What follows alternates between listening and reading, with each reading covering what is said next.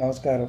నేను మీ Phani Bhaskar, Dilsukhnagar, Hyderabad. Please do subscribe my channel for more videos. ఈ వీడియోలో మనం గురుగ్రహం గురించి తెలుసుకునే ప్రయత్నం చేద్దాం.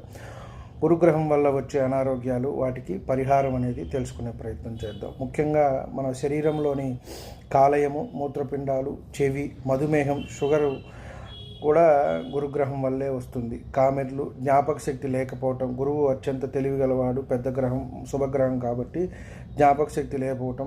ఊబకాయం, కొంతమంది చూడండి బాగా లావు అయిపోతూ ఉంటారు.